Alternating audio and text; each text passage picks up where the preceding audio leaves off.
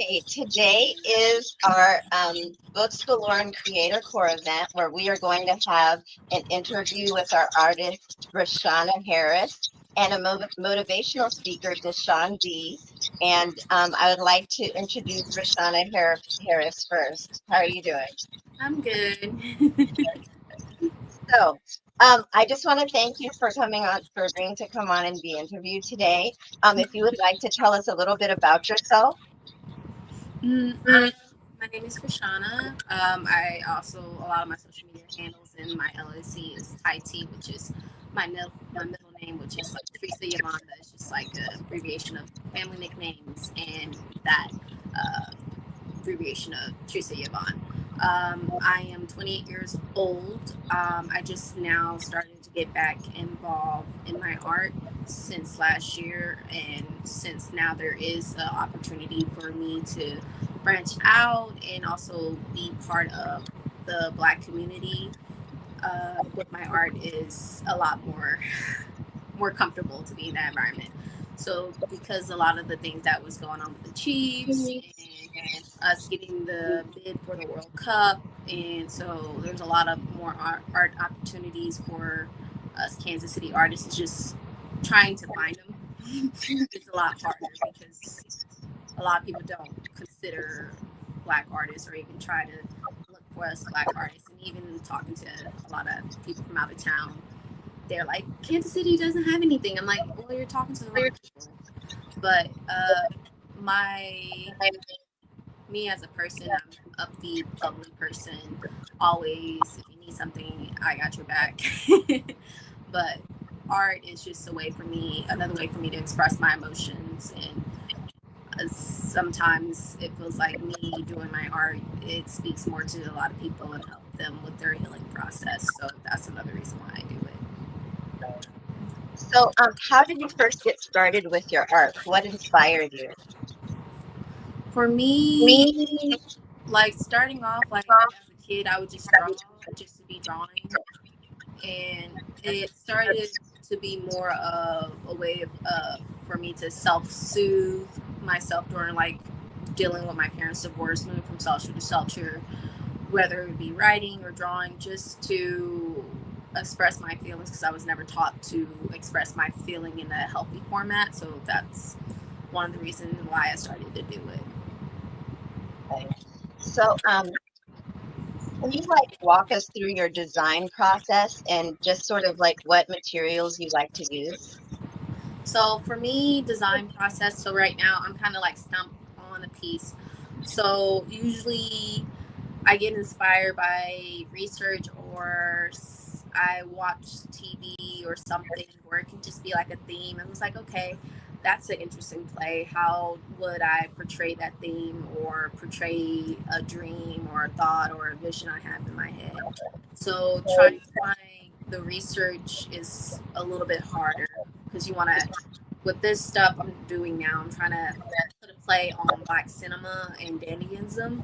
So the new stuff is like, okay, how do I want to portray our stories throughout history? Because it's a very vague thing, and I just don't want to focus on one actor or one person and use that whole entire thing. I kind of want to focus on the actual like theme of Black cinema and the evolution of Black cinema. So like, okay, how do I portray blackface without being really blackface, but Right. explaining in a new way, like, okay, how the evolution of the different roles or the different theme of characters that Black people play until up to now that we have the freedom of expression of doing whatever we want. And so it for the four pieces that I think I tied into the article here, I did a mask, a maid, and then I did like this film fixture character and a director. So the director is the one who gets to decide at the end of the day, or the filmmaker is the one who gets to decide how to interpret the whole entire film. But here in Kansas City, we have this place that is the art district, but also AKA the Crossroad, but it was originally called the Film Row. So because we was a central hub back then with this train station, people would send their films and we would edit them fix them, fixing the real. So this whole entire thing for me is like, okay, now we get to fix those stories. We get to tell our stories the way we want to tell them and give people a whole new perspective. And they can also relate to those stories in a mythical kind of sense. And so that's my process, basically.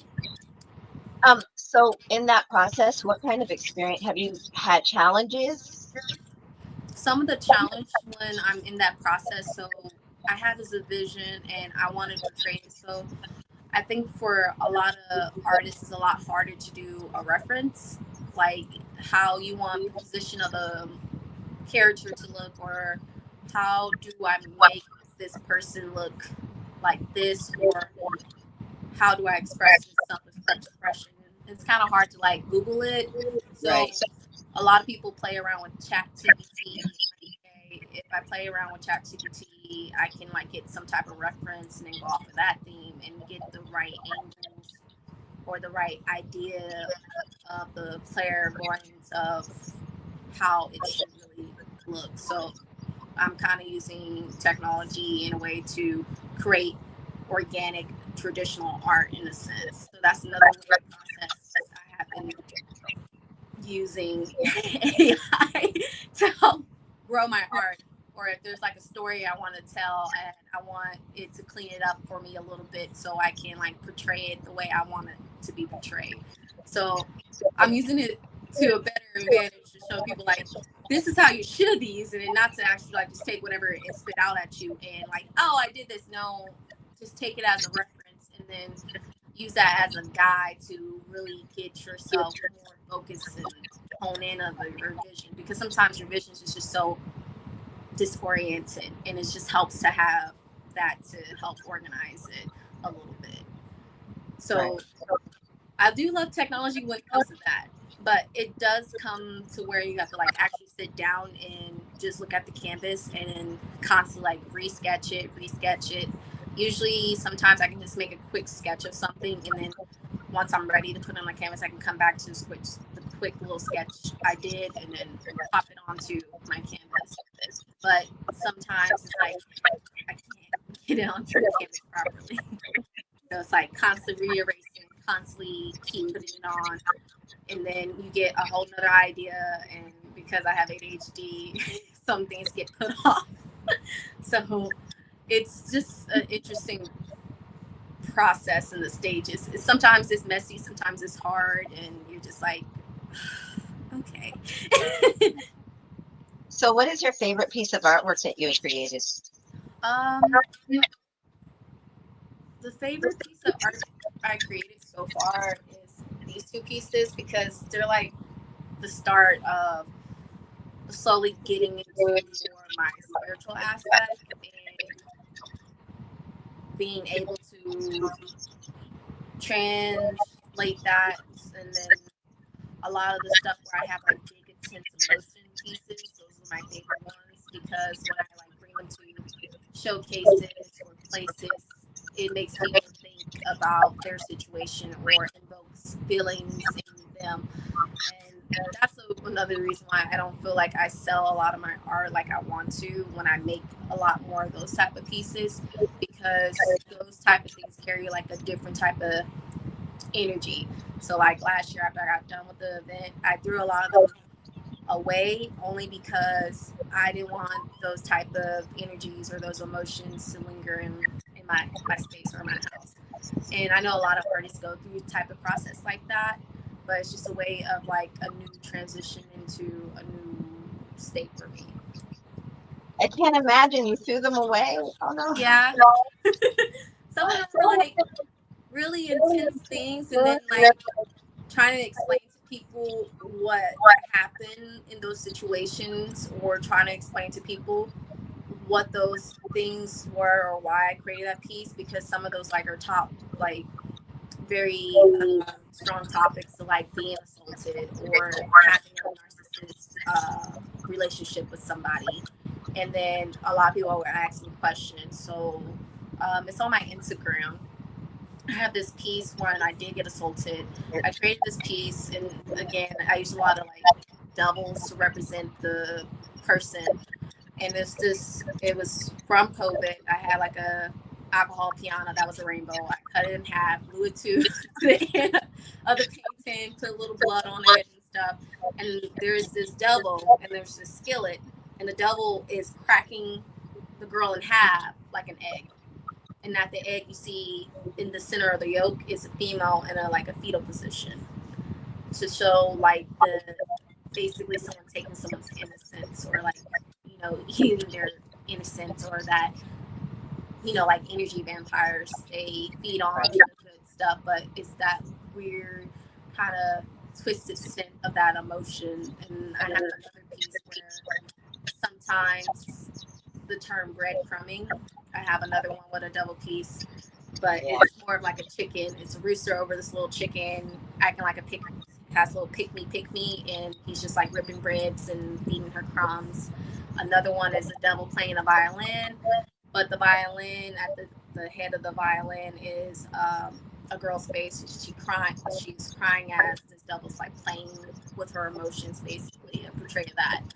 So that's how like not my visions, or like my way of portraying those type of intense emotions can like play sometimes.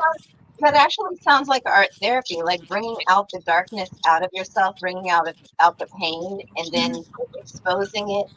You know, basically sort of exorcising it, and then destroying it.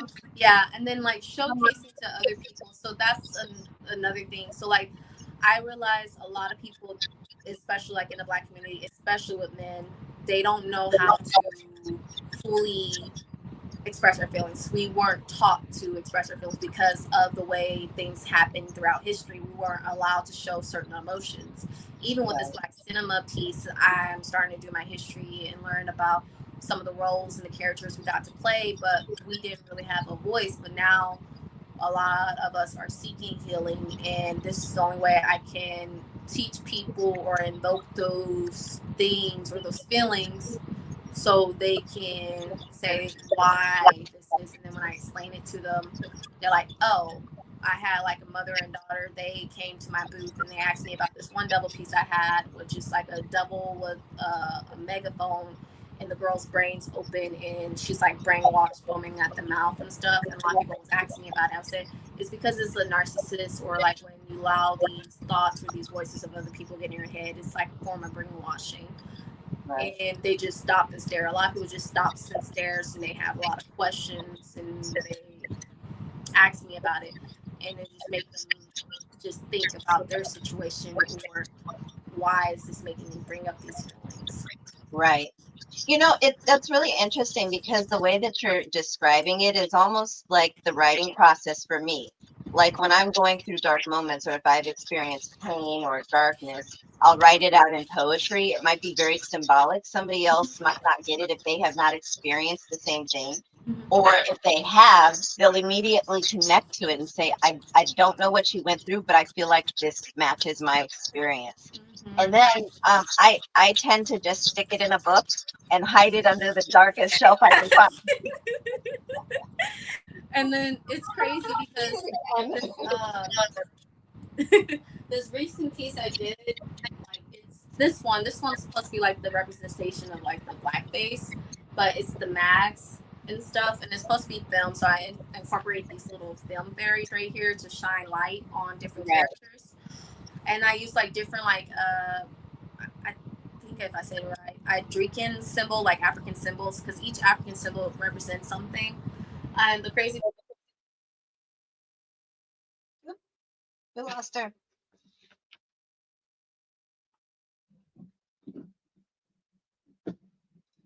It looks like she might be having some technical difficulties. Maybe she's coming back. Okay.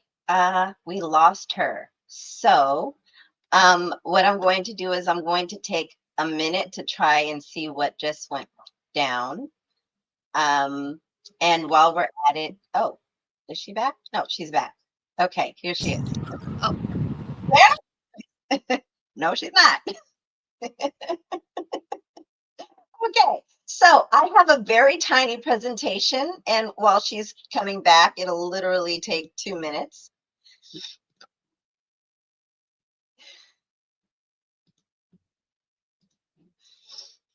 Okay, maybe I won't have to. It seems like she might be back. So, Oh, sorry about that. Phone call. I forgot to put my phone in airplane mode, so I wouldn't get any phone calls. no worries. But yeah, so it's crazy. Like all my family members saw my artwork, the 4 pieces I did, and for some reason they're obsessed with the mask. I'm like, out of all the things you're obsessed with, out of all the pieces, is the mask piece, which it's kind of founding for me, and I have to explain to them like the process and like how I incorporate each little individual things. I'm like, it would be cool if you make more masks and stuff. We really love the masks. I'm like, I don't know, because I just saw a thing about a video game guy saying that he's going to retract the video game because so many people like it. And then because so many people like it, I'm going to have to make it different because I don't want it to be mainstream. I'm like, I get that as an artist. I get that. You wanted to invoke people and have people understand. But when you become so mainstream, it also loses its meaning. It gets commercialized, and I don't want to be commercialized in a sense. Like I still want to get my message across. I just don't want people to like be walking around with my painting across all their shirts and stuff, and then they don't understand what it says. Like when you go to like Japan or Asia and you get a shirt with words on it in English, but the words don't make no sense. Or the word say something like paintbrush. Yeah, or like really good bad boy just food. No, I think that's a really good point. I think that especially when you're a creator, an artist, a writer, you don't want to be boxed in by other people's expectations of you. Um, there is one anecdote that I remember reading about the writer of Sherlock Holmes. He got so sick of writing Sherlock Holmes that he killed him off. And it called it, like, it actually led to depression in his city. Like people threw a riot emotionally because he killed off their favorite character. But he was so tired of writing about Sherlock Holmes. He felt boxed in. He wanted to write other things and he couldn't because Sherlock Holmes had become mainstream. So That's the thing. Like even when I was trying to like, because we have this program called KC Gifts, and they help people with business and stuff, and like starting a business. And so I went there just to talk to a business coach to get them some of my ideas and tell them like how I want to like create this, kind of like program with my art to teach people how to heal through art. And I know it's a form of art therapy and stuff. Now I have to get licensed, but also I don't want to be boxed in. And technically, I can't be boxed in, but I have to be boxed in to sell myself. And for some reason, that rubs me the wrong way, especially now when you see people just selling themselves, their souls to art. I mean, it's crazy that the Wayne brothers are even coming out with like a movie or working on a movie about the football industry. And they made it into, because I think the director or like co-director is Jordan Peele, who did all the Black horror movies so far. And he's part of that. And the show Casey's football player, like, what would you do for, football? I'm like, that's a nice, interesting play on a lot of Black athletes and like, and a lot of other aspects. It's not just music industry, but it's also in sports too. Like, what would you do to sacrifice yourself for your morals? But I'm like, I just want to live free. I'm slowly turning into a Black hippie. I would love to be a Black hippie. I would, but I gotta pay my bills. Yes, I'm like, you know what? I really wouldn't mind an art band on wheels. So where do you see yourself going in the art industry? Why don't you show us some of your pieces while you tell us a little bit about that? Like I see myself like going in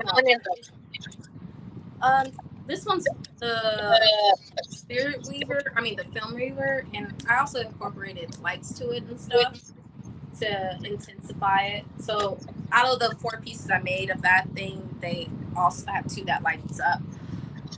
In the future, I do plan on maybe open up an art gallery or some type of resources center, or I'm still playing around with it. Like I do want to at least invest in creating a big collection where I can showcase my art. And now I'm starting to find resources that I never knew that were available, like finding that there's programs where you don't have to pay for anything, that you can go overseas for 2 weeks and learn about art. I would love to travel, go overseas. I even found like some YouTuber guy is doing some drawing program overseas in Japan. I'm like, that would be so awesome.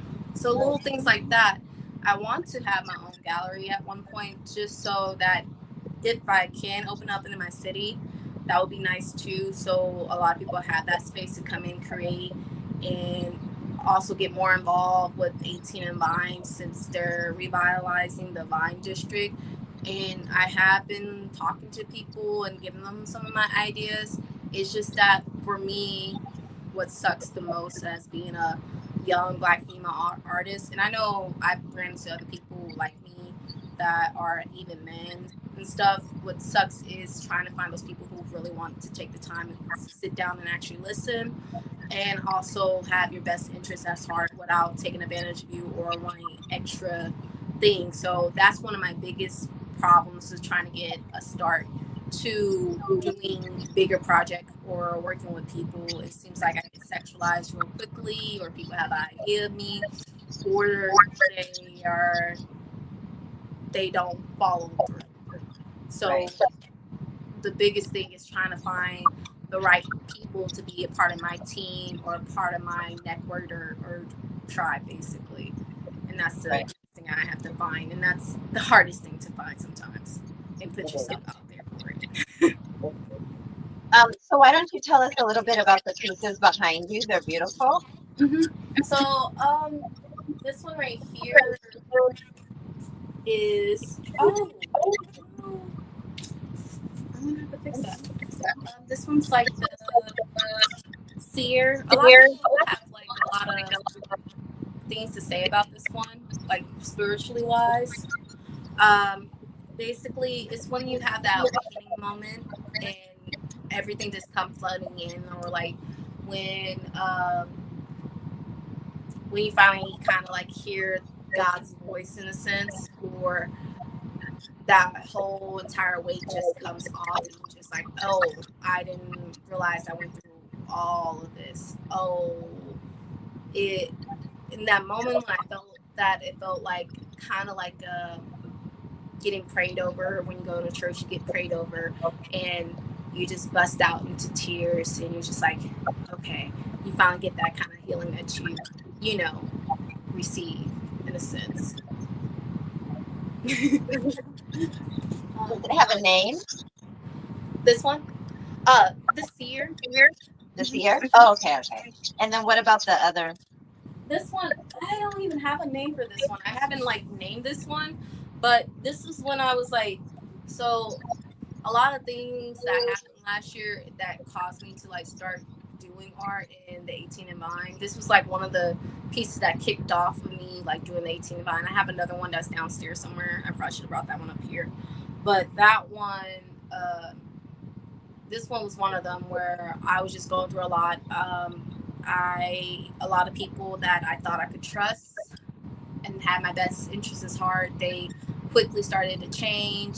A lot of backstabbing, and even though if you tell them, they wouldn't admit to it, but I do believe that a lot of people don't realize a lot of the things that they are doing, and just to go through those feelings. And not only that, um, it made me look back at my childhood, because back then I didn't know a lot of things, or a lot of things that people did to me was wrong because of my innocence. So I do thank God for my innocence back then. I would have been in a lot worse situation. So Right. it's basically like, even though that you're just eating on the wings of the feathers, you can see like the little goblin people fighting over just like the remainders of like one wing, just a piece of left of that person. Sometimes you leave certain situations, and sometimes people are so desperate to keep you in those situations because they are feeding off of you, and Right. you have to leave those situations. Yeah, you left battered and bruised, but you still remain strong in those situations. It, but they're just feeding off the old pieces of you. Like your wings are going to grow back and stuff like that. So when they come and meet you, they'll act different towards you, or they'll just be so desperate to get back in your energy as they're fighting you over it. But they'll never get back into those energies until they get right with God or do what they got to do and actually not be fake with it or show their true colors and stuff. It's more of you being true to who you are and just being kind, really. Yeah. um, I have this one. This was, I put a date on it, which was like Ephesians. It's supposed to be a play on Ephesians 4:22. Like you have to like. I really need to start writing this stuff down. But like in order to let go, you have to let go of your old self. But sometimes, what sucks about the healing process of the journey is you're alone in it, and sometimes it feels like your old self is keeping you from getting to that place of who you truly are spiritually in all of emotions. So it's like a battle within yourself, and you're trying to let this old part of you die, but just being in that atmosphere of, okay, you're knowing you're on the right path, but you're all alone, but you can't go back, but it's so easy to fall back in those old ways, but you can't fall back in those old ways. So it's just like that kind of pull between like the dark and the light within yourself. So all of those pieces are very beautiful. I love how you described your work. It's clear that you just bring up your soul and then put it on canvas. And I love that. So what we're going to do now is I'm going to transition, and then we're going to have our motivational speaker, and then we'll have a panel. Okay.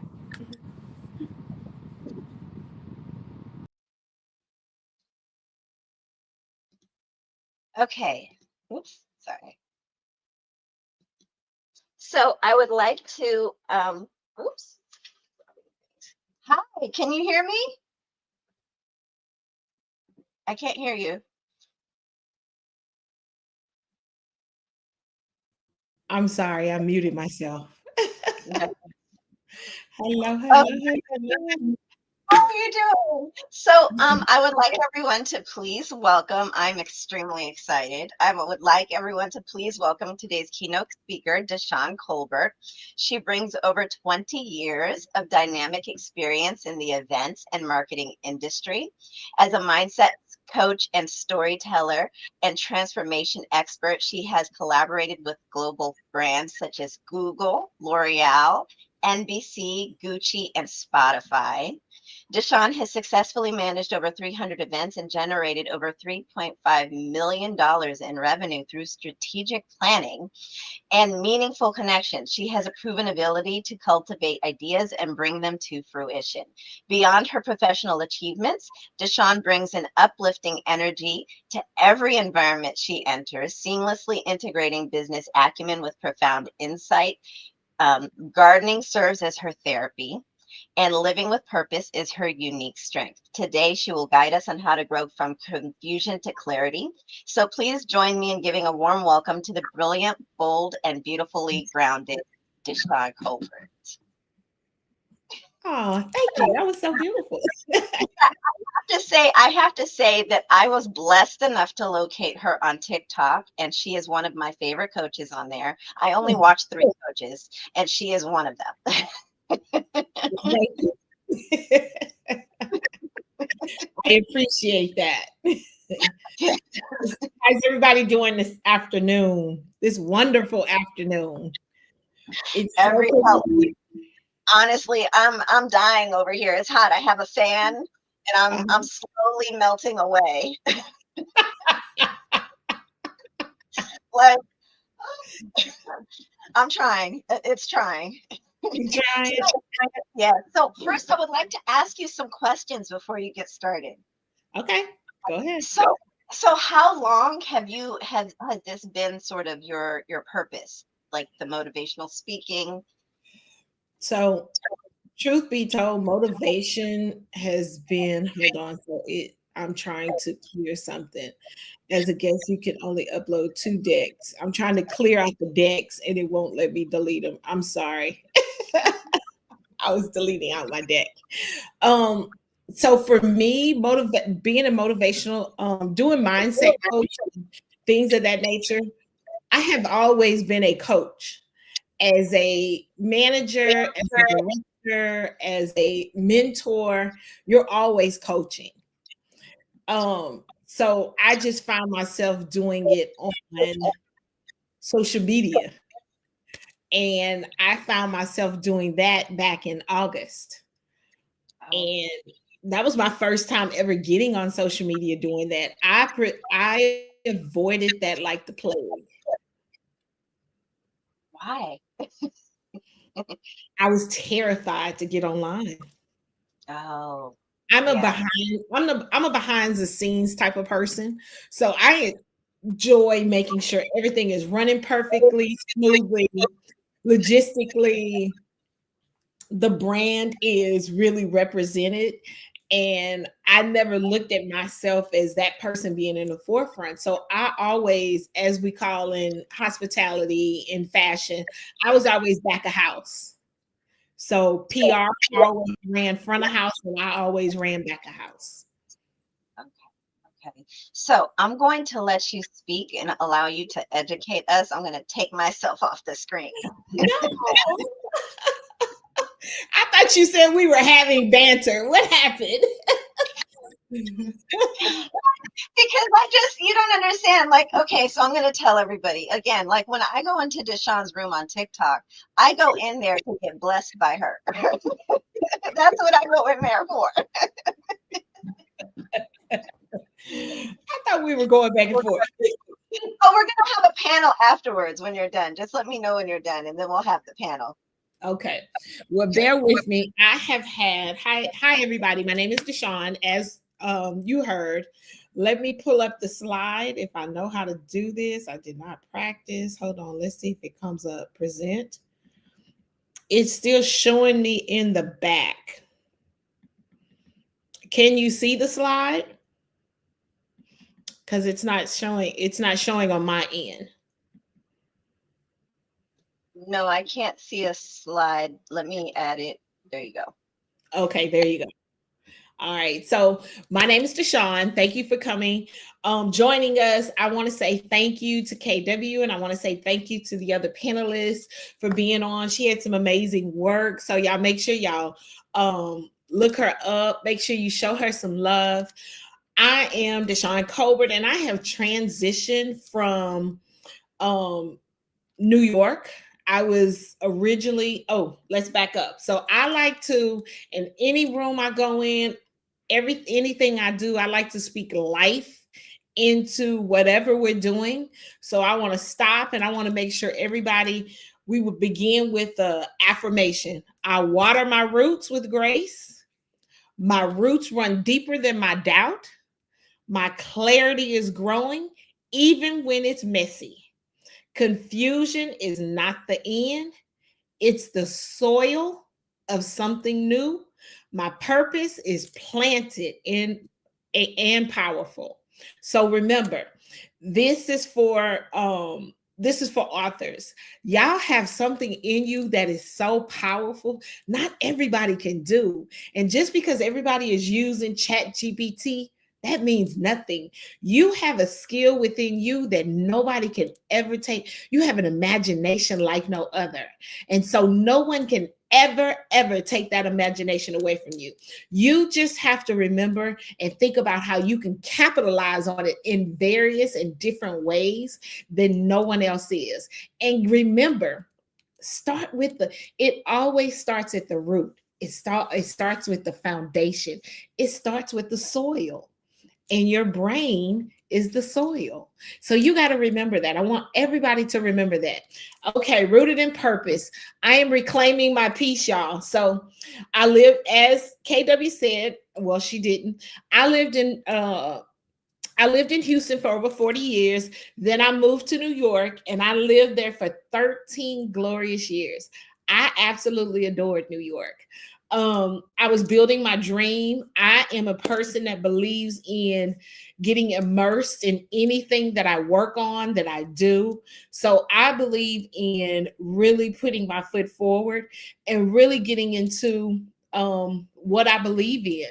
And at that time, I wanted to work in fashion and I did it. And I didn't just do it, I excelled in it. I was attending shows, doing shows. I did things that some people hadn't done and they had lived there all their lives. Um, that was my success, but it wasn't my peace. And that was the difference, my peace. So returning to Houston, I slowed down. I planted my roots for my father. I needed to start being, I call it his lifestyle facilitator. You like that new word? I created his lifestyle facilitator, and I ended up planning clarity for myself. So I found gardening. Gardening ended up being my peace. Gardening ended up connecting and bonding us, because if you don't know, I have not lived with my parents in my parents' home in 30 years. I'm 55.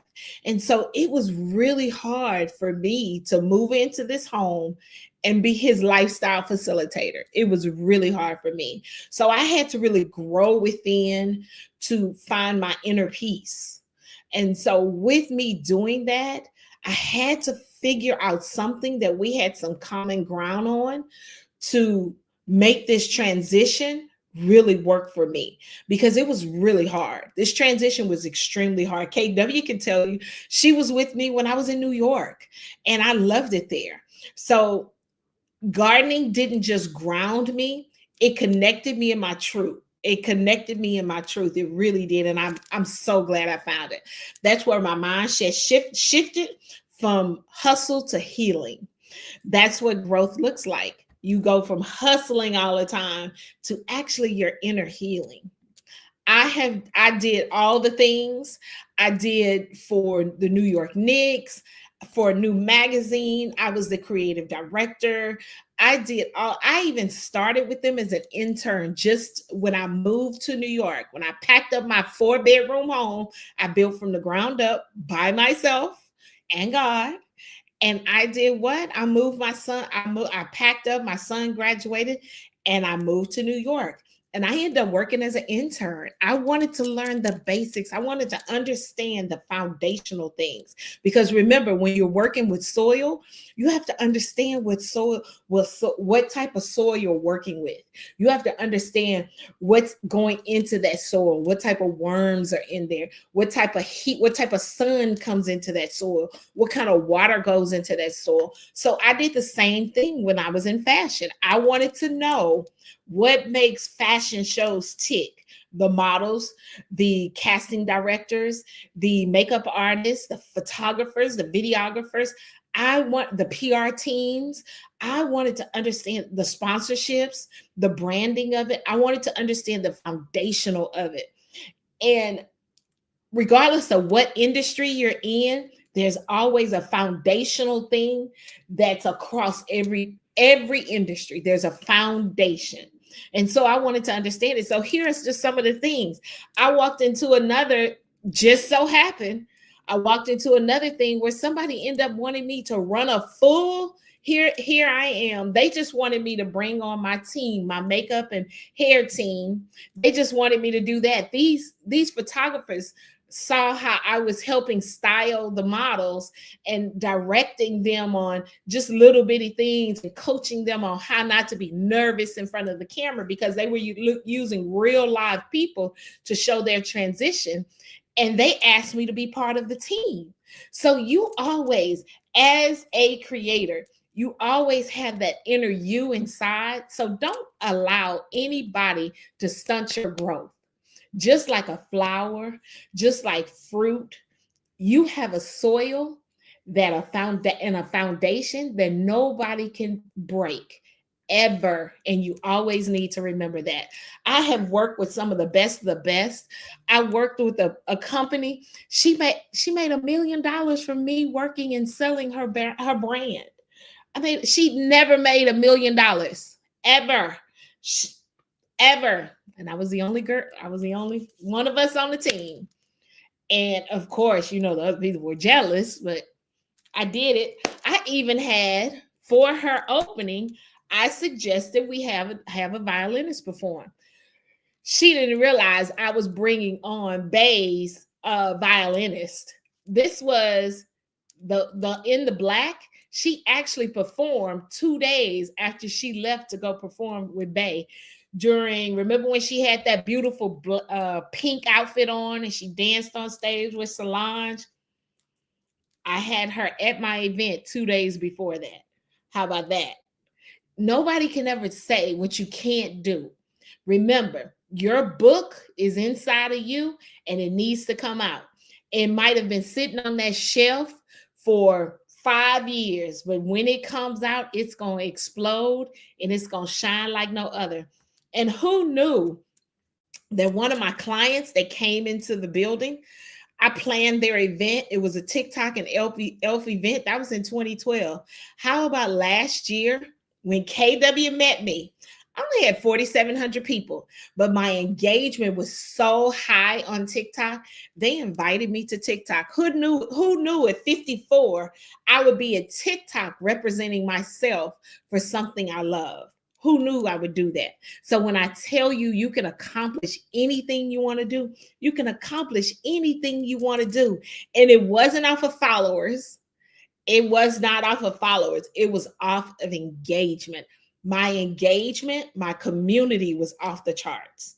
And so when I tell you, you can do anything you put your mind to, you can do anything you put your mind to. And please remember that. Also, resilient. You got to be resilient. Like these cucumbers. I was growing cucumbers. Look at this. Look how beautiful it looked. And then it did this. At first, I didn't know what I was doing. I felt unrooted, unsure, uncomfortable, but confusion isn't failure. It's fertilization. It's fertilization. It's your fertilizer. Just remember that. I had to unlearn my grind to relearn my grace. Gardening gave me a way to listen to my life. The dirt taught me how to slow down, stay present, and get clear. That's how I started healing. I started planting cucumbers, pulling weeds. I forgot to go get a cucumber. I actually have some cucumbers that I grew in my own yard, y'all. I have a whole basket of stuff. I actually did I was a co-author on Masterpiece book. Who knew I would have? Because I stepped out of my uncomfortability.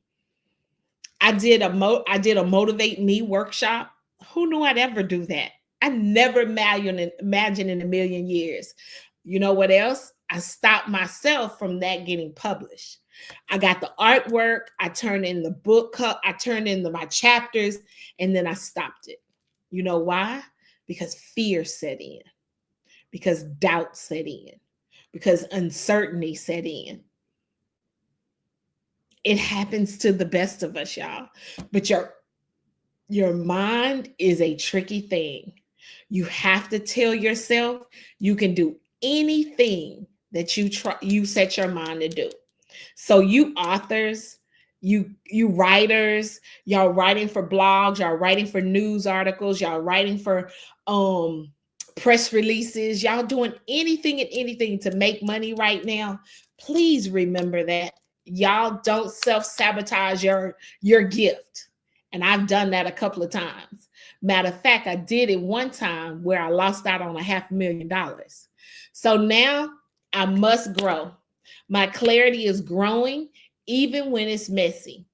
I got on here today, even though it was a chaotic mess, I still got on here today. I was being a Gigi all weekend.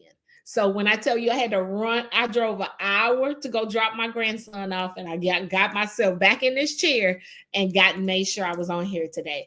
Because I don't want to ever not be present. I don't ever want any more to block my blessings, because you never know. You never know what is for you. So I went from confusion to clarity, even when it's messy, because some stories are planted in you to heal someone else. And you have to remember, your book might be healing somebody else, even if it's just one person.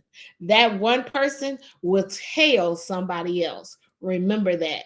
That one person can turn into 5 people. Those 5 people can turn into 50 people. Those 50 people can turn into 500 people. So stop doubting yourself.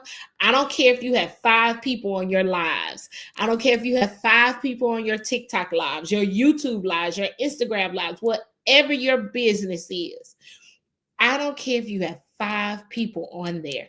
Talk to them like you've never talked to anybody else, because confusion will bring you clarity. And those 5 people will give you an aha moment, will give you an awakening like no other. And sometimes those 5 people can give you more awakening than those 500 people. Just remember that. You may be practicing on those 5 to get ready for those 500. Always remember that. Next, your soul work. You got to do your soul work. You got to do your soil work. You got to, because I wouldn't be able to grow okra and cucumbers if I didn't do my soul work. I touched the soil, but I had to do my soul work. Gardening, it isn't just therapy, it's a mirror. I found mind in the stillness. I fed my mind in the stillness. I fed my body in the work, and I fed my soul in growth. I have grown just being here in the 6 months I've been here. And I've been here 6 months, and it's been hard. But guess what? I found my inner peace. And that was what was important. Next, what does resilience look like to grow? What does it feel like to grow? I had to survive the garden. I was afraid of planting. I was afraid of doing that. How do you get afraid of just dropping seeds and watering it? How do you get afraid of doing that? Because it's the unknown. And we're afraid of the unknown because we're human. So you have to be resilient, and you have to work on everything you do, and you can survive. Know that you can not only survive, but you will thrive in it. So write that blog, write that press release, write that book, write that short poem, write that screenwrite, do whatever you need to do. But get that pen and paper out, get that typewriter out if you love it. I'm an old school gal. I love old school typewriters. Get your computer out, get your iPad out, get your phone out and talk to it. Some of y'all just sitting, if you're sitting at the park, talk in your phone, do some voice notes, because it's there. It's in you. It's innately in you. All right, here we go. We're going to grow our mindset. Our soil is our mindset. The seed that you're going to plant to make those beautiful tomatoes that I'm creating, is your truth. The water that I have to do every day in the morning and the afternoons, because this Texas heat is no joke. I have to water daily. The sunlight is your vulnerability. That's what helps you grow. And the weeds, they're going to be weeds. They're going to be people that are going to be trying to plant self-doubt in you. They're going to fear you. They're going to try to shame you in what you're doing. You're going to have all these things, but guess what's going to happen? You're going to grow some beautiful tomatoes, because you're not going to allow any of those weeds in your garden, because you created a soil like no other. That mindset is like no other.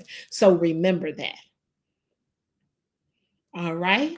And then remember, you have a vision and a mission. You have a vision to help.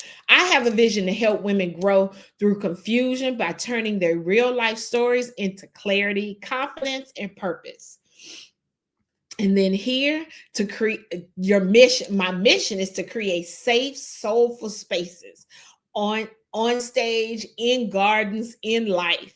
Through storytelling, tell your story. Y'all have a story that nobody else has. Nobody compete with what you have. You have a story within you. We all have stories, but you like no other because you're a writer, you're an author. That is your gift. So remember that. And garden helped me see that my soil work helps my soul work helps soil work, and one and the same. They're one and the same. You need both. So what are we going to do through this process? We're going to water it. Just like I got to water those cucumbers, we're going to water it. How I grow through life, not just survive through life. That's another thing. Don't just grow through life. You got to what? You got to survive. Ground yourself. When things feel chaotic, I take a step back. I go back to the basics. I breathe and I tell the truth, and I'm present. The other thing, reclaim your rhythm. You got a rhythm. You love writing in your garden. You love writing in your backyard. You love writing in your special place in your room. Get back to the basics. Reclaim your rhythm. Don't rush. Don't move with intention. Even when life wants you to hurry up, you don't have to. Own your story. Own your story. Let me say it again. Own your story. It's yours. You tell it. I've lived through a lot, just like you. You've lived through a lot. But I've learned not to edit the parts that made me powerful.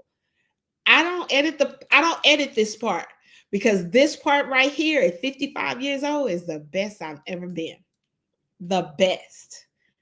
And you have parts that you are now just coming out of that you need and to thrive, to survive.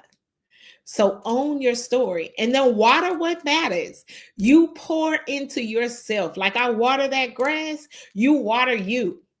I'm not wasting energy on what drains me. I need to find something that gives me peace, gives me purpose, and healing and joy. And that is the only thing. All right, let's go. Gardening is therapy. It's soul therapy.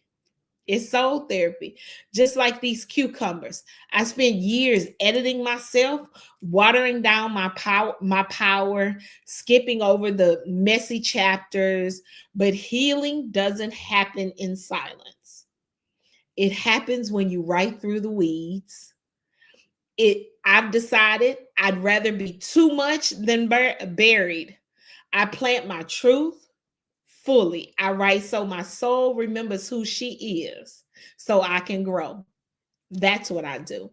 And that's what you need to do. Because guess what? You can grow just like your book can grow, just like that cucumber. Your book in you can grow just like that cucumber. Like these peaches, like this okra. I've grown all of this since I've been here in 6 months. Who knew I would be doing this?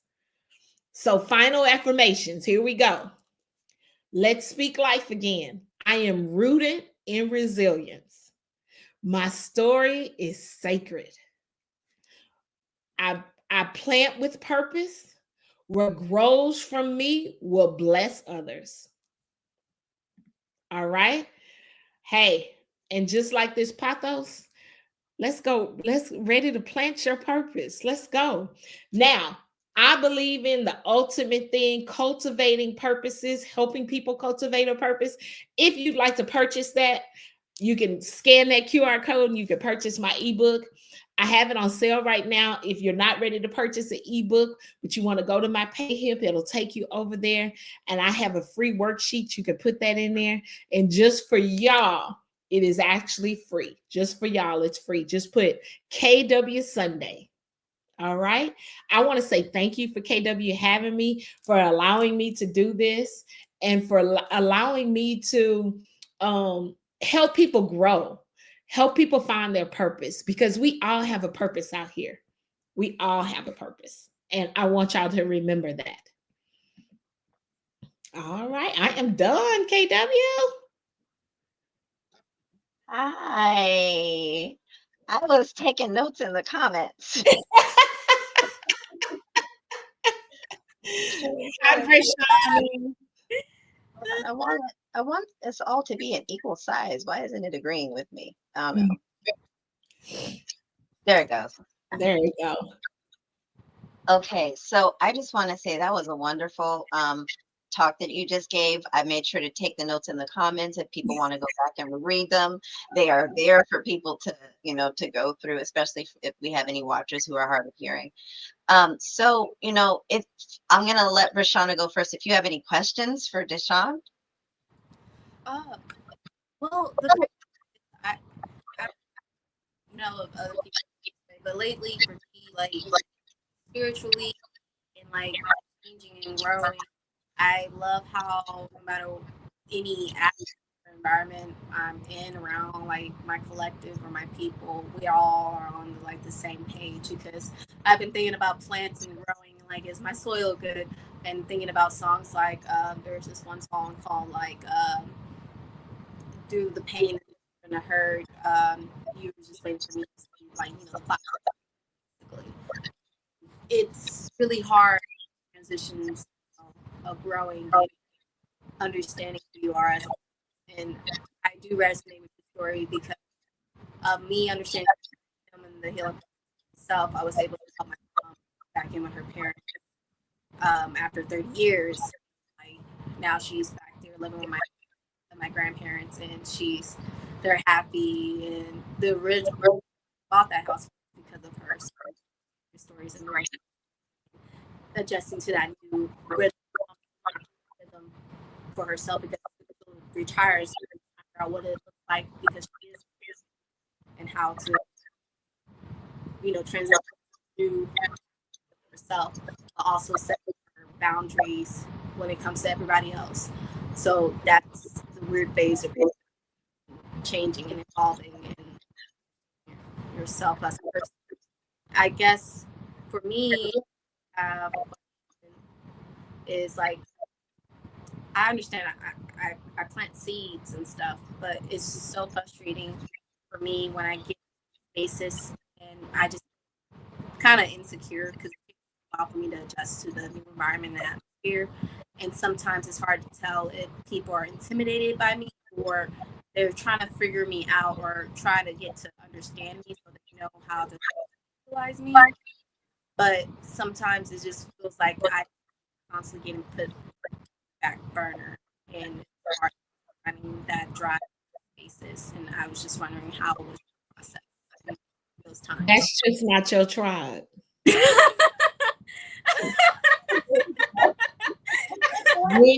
When you find your tribe, you're not gonna have to explain yourself. Nobody's gonna have to figure you out. You are just gonna be able to be your beautiful self. Okay. That's it, and that's all.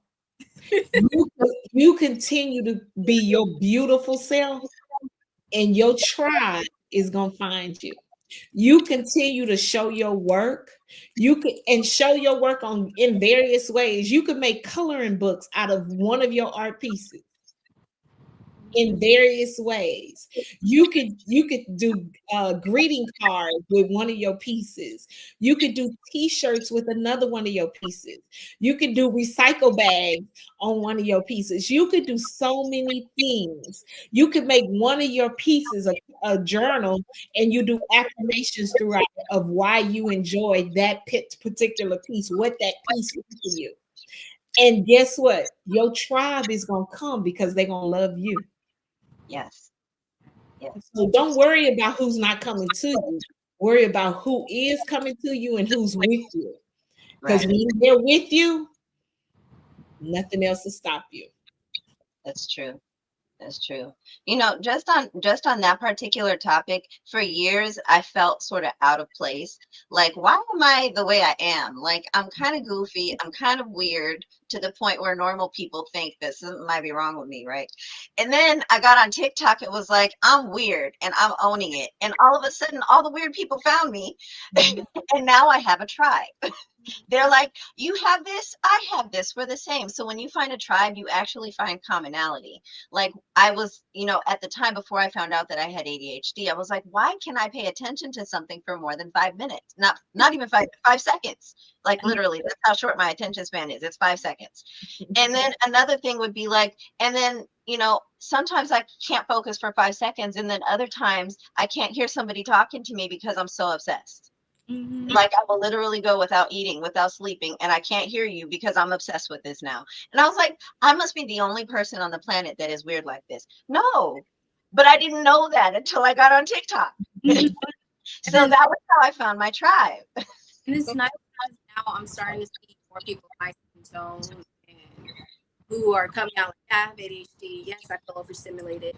And the reason why I like going to the 18 Vine Art Festival, because last year, even though it was a fiasco with the 10 and fighting, so many people say like, don't give up, come back next year, and then start to talk to some of the people. I realized, okay, I'm not the only one who felt kind of like the black sheep within the black herd, black folk, and Right.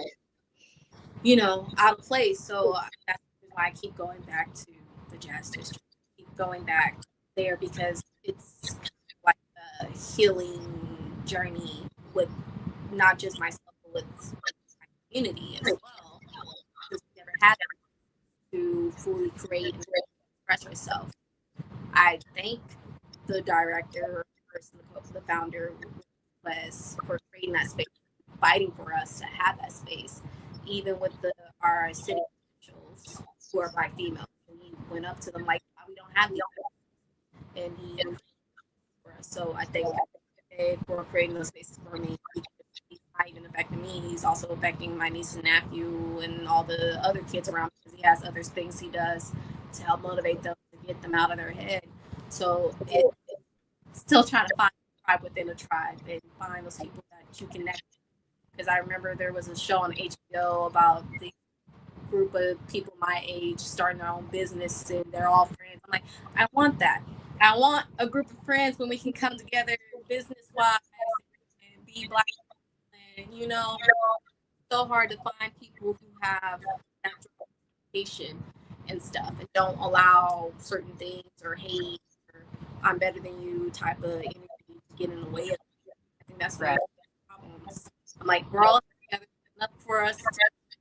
We're here to help each other. Let me help you. I have all these ideas and I can help you execute it or make your idea from the foundation level go bigger from just that.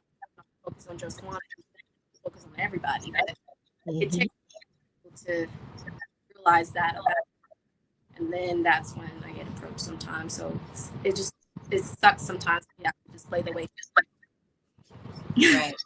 And I think one thing that's really important is that sometimes we forget that our tribe might not be anything like what we were raised with. It might be because right where we don't feel at home where we were raised. That's not our tribe. They might be our family, they might be our cousins, but they're not like us because we're not their tribe, right? So you have to, like DshawnD was saying, you have to step outside of your comfort zone. You have to. If you don't, you will not find your tribe. You just won't, because your tribe is somewhere out there.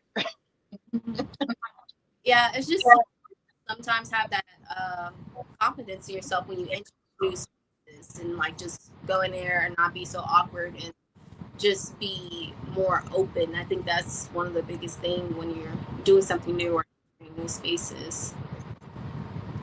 For me, that's one of my True. DshawnD, do you want to address that?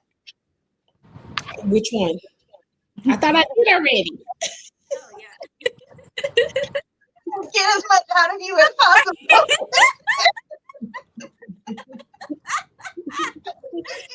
No, just own it. Uh-oh, I dropped my water.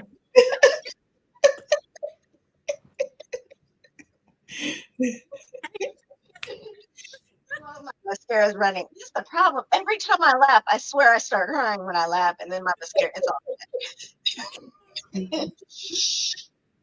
So no, I think one of the things that especially like just trying to find your tribe and just trying to sort of bring together, because my hope and my sort of wish, I can't even really call it a dream. I'm not gonna lie, I'm afraid to call it a dream. But it's my wish. I'm putting it out into the universe, is that I can find people who want to find their tribe, who exhibit certain types of things, like a desperate ache that is empty. Like, where are my people? Where are my people? Because I have felt that. I'm not going to lie. I have felt that all my life. Where are my people? Where are they? And so just, going on TikTok actually changed my life. It really did. And I don't know if Facebook is going to be mad because I'm praising TikTok, but I don't care. Like, I went on TikTok and I found my people, and it has changed the way I even move in this world. If it wasn't for TikTok, this platform would never have happened. It was because I would not have had, like, I was afraid of people. I was afraid of going online. When I take breaks from being on camera, it becomes nearly like it's a struggle to get back on camera, because I'm an extroverted introvert, if that makes sense. People look at me, they're like, "You're not an introvert." I'm like, "I assure you I am."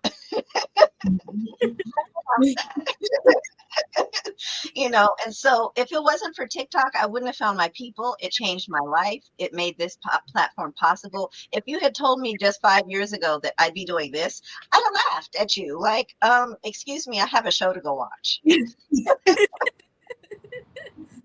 This is so true, because think about it. I wouldn't have been on TikTok back in August when I was sitting in Florida for a month on a sabbatical, because I didn't know my next step. I didn't know what was next for me. And so I agree. TikTok brought me a family, a social media world that I had never been a part of. I was always creating things on the first of and on the cusp of, and doing things that no others were doing at my age. And so doing TikTok, all my friends thought I was crazy. You have to remember, all my friends are either doctors, attorneys, principals, in their careers, and so and so. I'm the only creative one out of the bunch. I've always been the creative one. And so TikTok allowed me to not only be entertained, but I could inform and I could educate at the same time and still be myself. And people like my loud, quirky, fun, but still loving on them. They still loved it and enjoyed my information. Right. So when I tell you your tribe is there, your tribe is coming. Your tribe is coming. That's something I've been craving like a lot. I'm like, oh, I don't want to be put where like I'm being put on shelf or wasteful, or I feel like I'm just pouring into a cup without me being filled. Even in like my friendships and personal relationships, it's more of me just giving, and I'm kind of just tired. Like I come in, I love peace and happiness. If I have one shirt on my back, I definitely give it to you. How I talk biblically and stuff like that. It's just frustrating sometimes. Wondering, do you finally get that big moment to have your moment on stage? And then it sucks sometimes because this year, because I was going through a lot of with family passing back to back and balancing depression, and so line and reschedule myself. I got on a big opportunity to showcase my across the whole city, but what's even more about it is that when I went to the one of the artists meetup before the festival, they were asking how do we do these murals? How do we get on with these murals? And then I was looking and doing my research, trying to find something, and I had the opportunity that was given to me, but because I was so involved in my emotions and trying to realize, I missed out on a huge opportunity. So I also like bigger failure because I also let my community down for us to have that as a whole. So it put me in this whole new perspective that I need to get my stuff together, not only for me, but also the people who like me who are trying to get for. So it's like, okay, maybe there's a purpose for me. I might not be able to do it the way like everybody else does it, but I'm more able to finesse a lot of things. And I'm like, okay, so maybe this is a way where I can give back without, sacrificing a lot. So it's a lot of weight on your shoulders that way. Right. But You know, it makes a lot of sense. And I think just like what you're saying, especially when it comes to like the sacrifice, and then how earlier you were also talking about, not wanting to be boxed into a specific thing. Like for myself, it has been in the past, the reason why I didn't have platforms like this, the reason why I didn't do, things like this was because I was like, look, I don't want people to depend on me. And I know that sounds very, I mean, I'm just being honest. I didn't want people to depend on me because like life is stressful, but the truth of the matter is, as I have come into myself, and I don't want to say age because I don't think age has anything to do with it. I think it has more to do with self-confidence, right? And it's all started again with TikTok. That's when I started to feel self-confident by finding myself, by finding my tribe, right? And so now I'm at this place where I feel this sense of responsibility that I never wanted. And now I'm starting to do the things that require responsibility that I never intended to have, because all of a sudden I've grown into a greater purpose because of finding myself, because of building that self-confidence, because of finding my tribe. So, and so you might end up where you don't want to be. That's the moral of the story. I think what a lot of people realize, step into these like roles or like any form of leadership roles, a lot of people just see you as like a tyrant, or they have this idea of you, but you don't realize the sacrifice. And like even like at my former job, a lot of people quickly turn on me, and I'm just like, you don't understand. My idea as a leadership is like having people under me. I gotta make sure you guys is all right. I don't care what happens to me or whatever.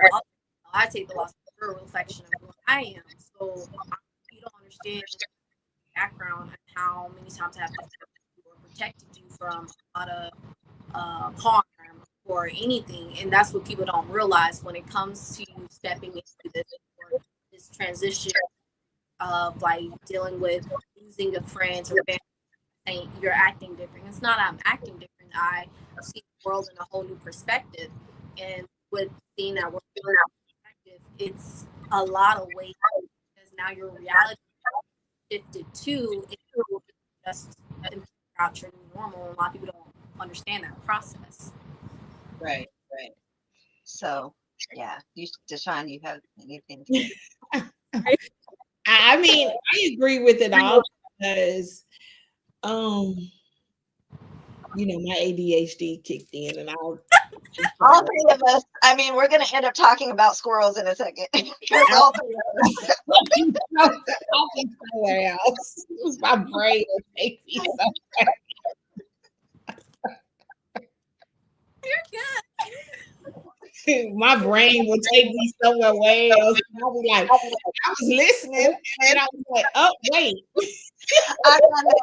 I've done that. I'll be like, and they'll be like, did you hear? What did I say? Something apples?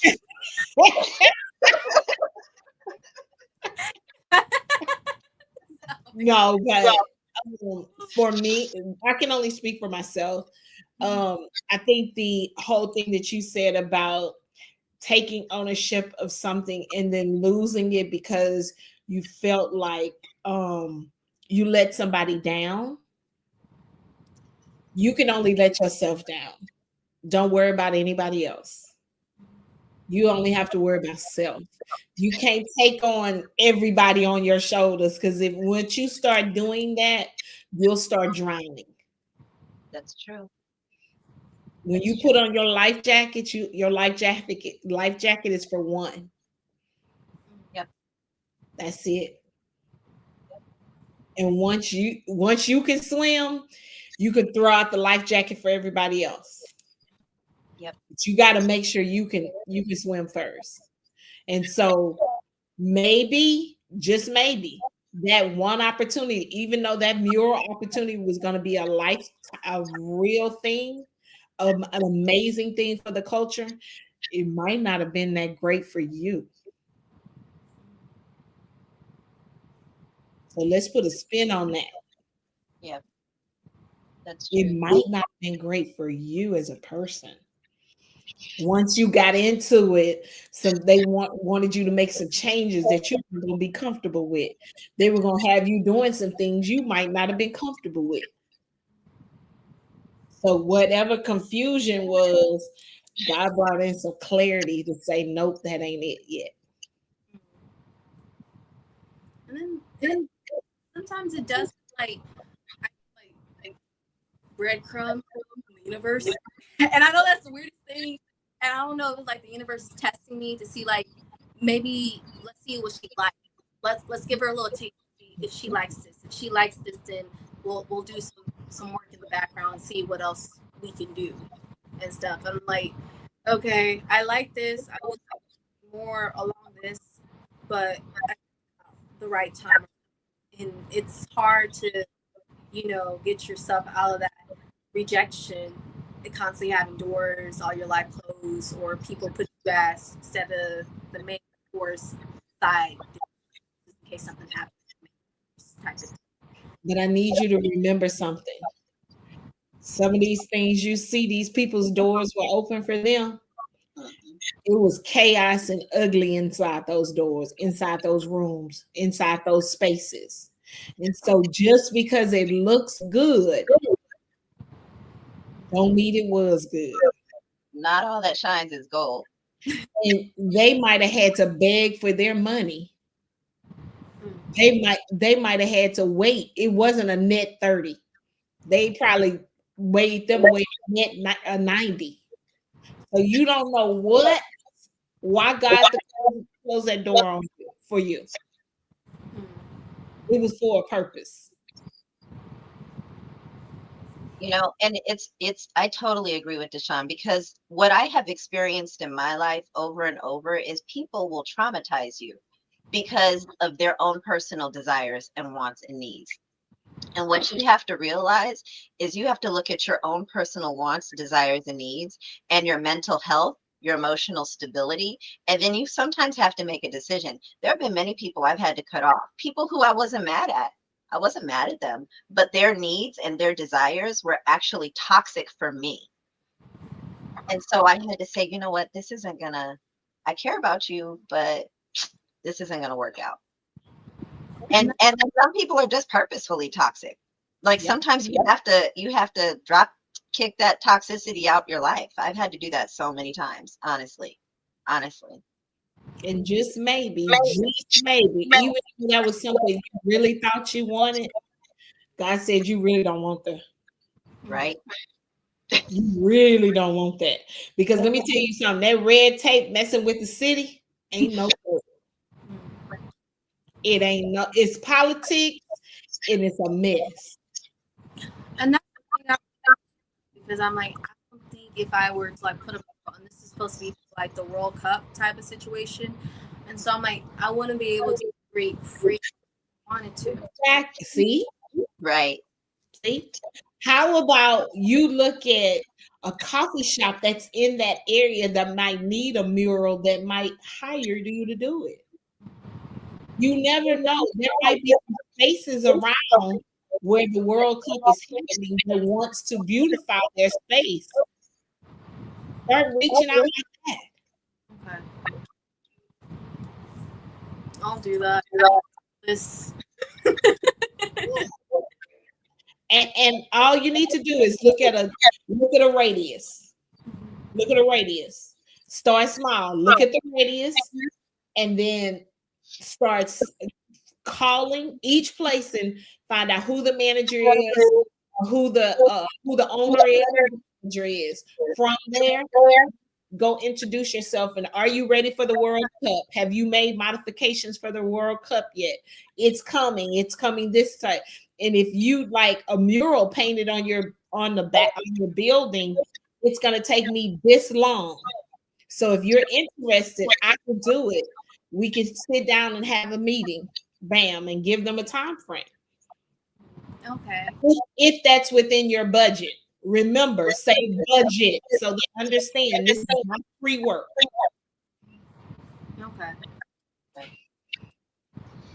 So I just want to thank you two for coming on today. So artist Bre'Shawna, who was just so gracious to let me interview her, and DshawnD, who blessed us with her wisdom.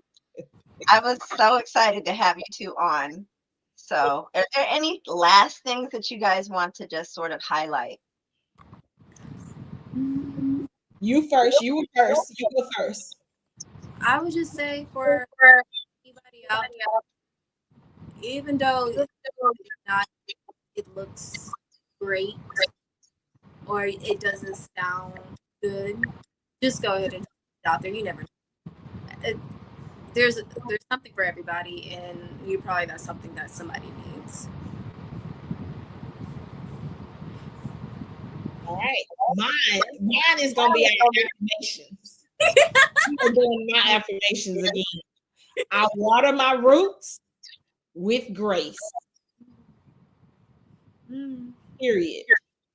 My roots run deeper than my doubt.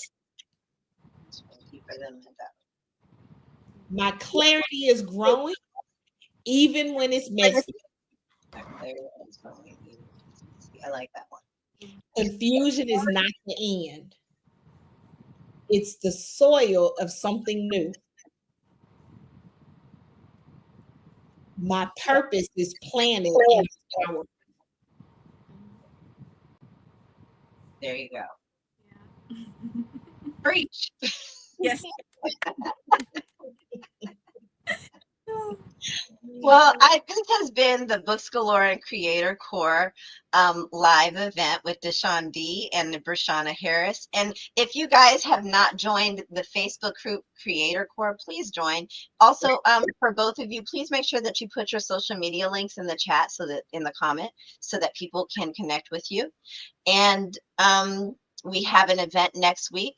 On the 29th, we have two authors coming for the interview. I also have a late night live this Tuesday, Truth Talk Tuesday, where I will be teaching everyone psychology and how to use your purpose to spread light and truth. So thank you guys again for joining us. Yeah. Oh, that's the camera. All right. Thank you so much. And you guys, we need to keep in touch. We've got to do something on TikTok. Oh, yeah. Sounds awesome. You know I'm game. All right. All right. Thank y'all. Bye. All right. Thank you guys again for joining us. And please join us on Tuesday at the during my late night live for Truth Talk Tuesday. Have a good evening.